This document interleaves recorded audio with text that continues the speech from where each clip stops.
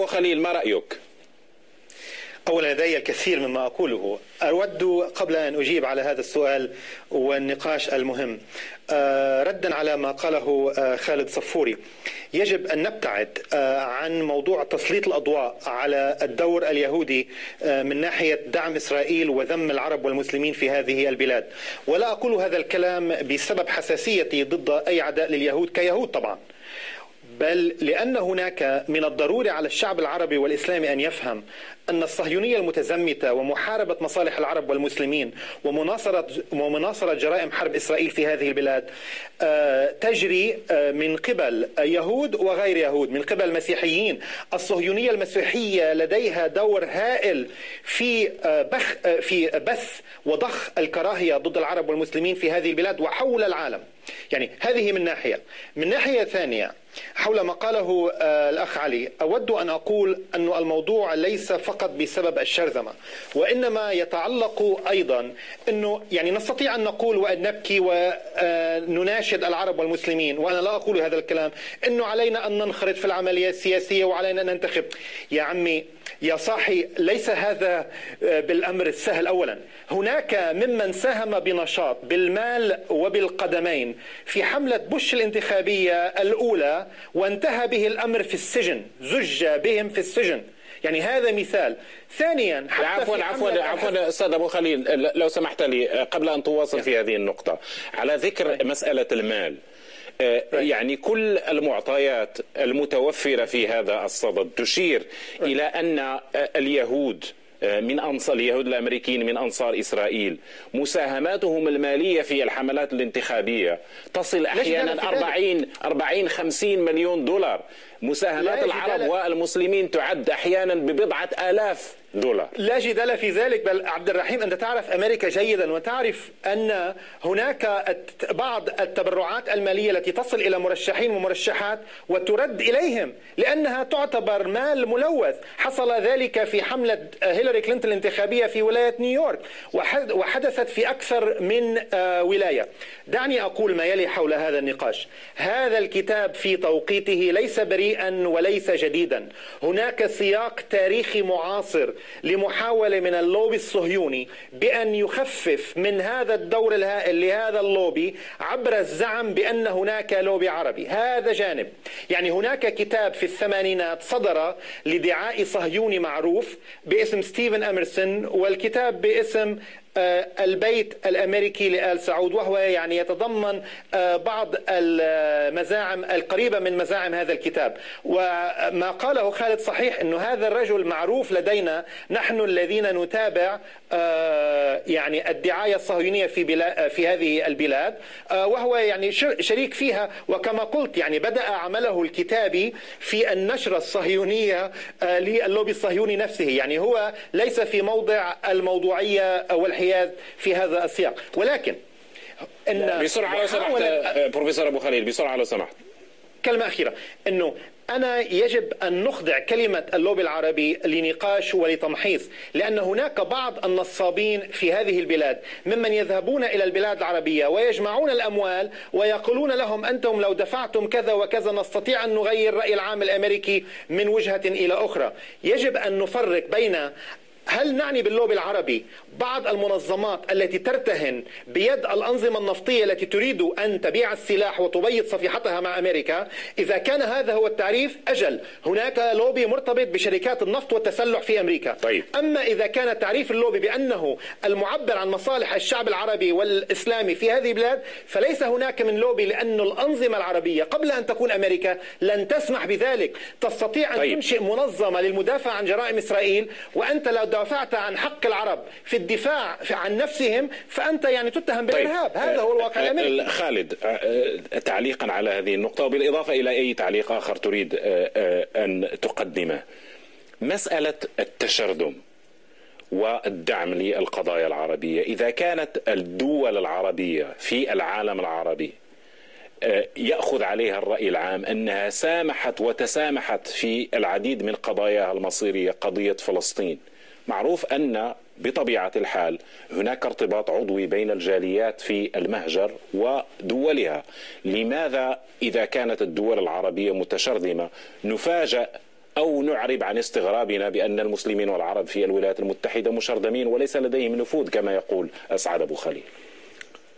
أنا يعني تعرف أنه أنا عملت مع جمعيات عربية وإسلامية خلال 20 سنة الماضية، وأعرف تماما الوضع الداخلي، وجزء ما قاله الأخ أسعد أبو خليل كلام صحيح، لكن الموضوع أعقد من ذلك. أنا أريد أن أعطي مثال.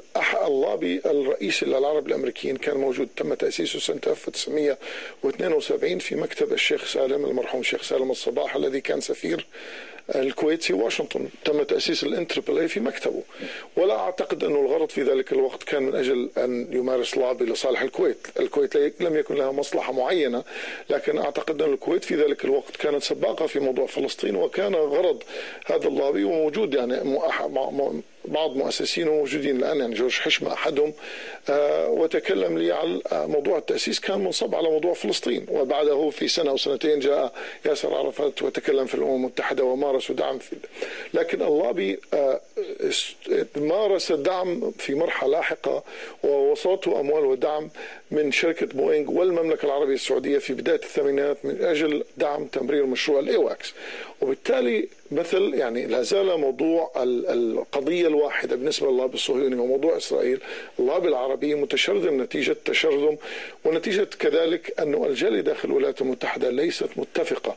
الجالية المهاجرة القديمة انصهرت داخل المجتمع الأمريكي وليس لديها اهتمامات إلا ما نذر في الوطن العربي. الجالية المهاجرة حديثا، وهذا مهم جدا، الجالية المهاجرة حديثا تأتي من عدة دول، وموضوع فلسطين كان بالنسبة لها الموضوع يوحدها في الستينات والسبعينات، لكن مع مجيء الثمانينات الليبي لديه مشاكل ليبيا، العراق لديه مصائب العراق، المصري عنده مشاكل، حتى الجالية انشقت على أسس دينية خلال 10 سنوات الماضية.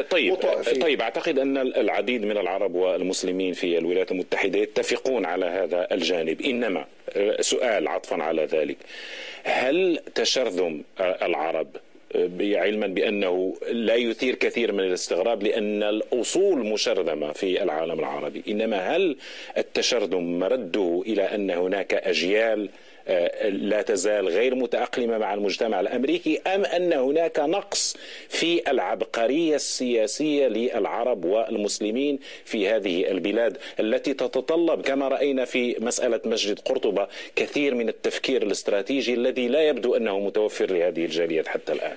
أعتقد إذا نظرنا على الأقليات الأخرى والتي مارست يعني ليس لديها خبرة أكثر بكثير من الجالية العربية، لكنها نجحت، مثل الجالية الهندية الآن تملك لابي قوي جدا، ويأتي يمكن بالمرحلة الثانية بعد اللابي اليهودي. الجالية الأرمنية و800 ألف أرمني داخل أمريكا لعبوا دور كبير في الضغط على الحكومات المتعاقبة ضد تركيا. اللابي الكوبي في فلوريدا والذي كذلك احتكر الموقف الأمريكي تجاه كوبا.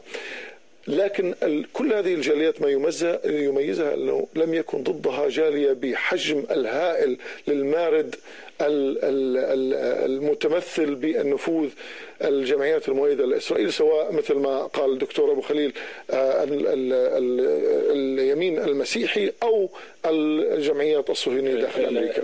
السيدة علي أبو زعكوك، بتصورك أنت ما مدى مسؤولية العنصر الخارجي عن الجالية العربية والإسلامية، بعبارة أخرى أيباك، عن تشرذم العرب وعدم قدرتهم على تنظيم هذا اللوبي، وما مدى مسؤولية العرب والمسلمين أنفسهم كعنصر داخلي خاص بهذه الجاليات في الفشل حتى الآن في رسم استراتيجية واضحة وناجعة للتعامل مع قضاياهم في المجتمع الأمريكي وقضايا العرب والمسلمين خارج الولايات المتحدة؟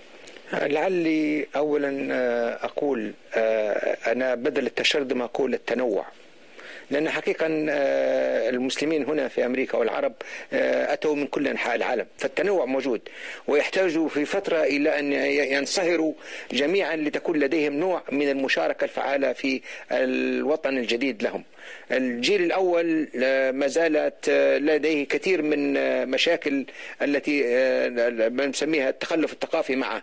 الجيل الثاني بدأ يعي فعلا وينصهر في الهوية الأمريكية، هذه واحدة.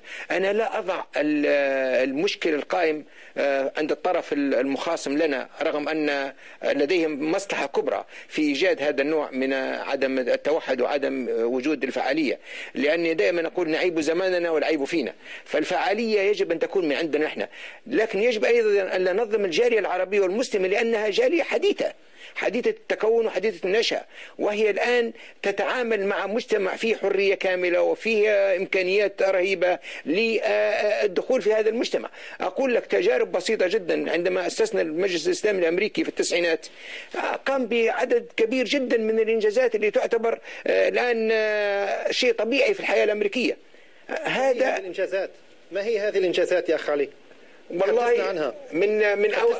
من أعطيك بعضها بسيط منها. أولها إيجاد الآن في القوات المسلحة الأمريكية مجموعة من الأئمة المسلمين، ما كانش فيه ولا إمام مسلم. طيب أريد أن أخذ استراحة قصيرة. عفوا يعني أستاذ أبو خليل لو سمحت لي أريد أن أخذ أريد أن أخذ استراحة قصيرة. نعم. عندما نعود من الاستراحة سنعود لمواصلة النقاش في هذه النقطة. استراحة قصيرة إذن.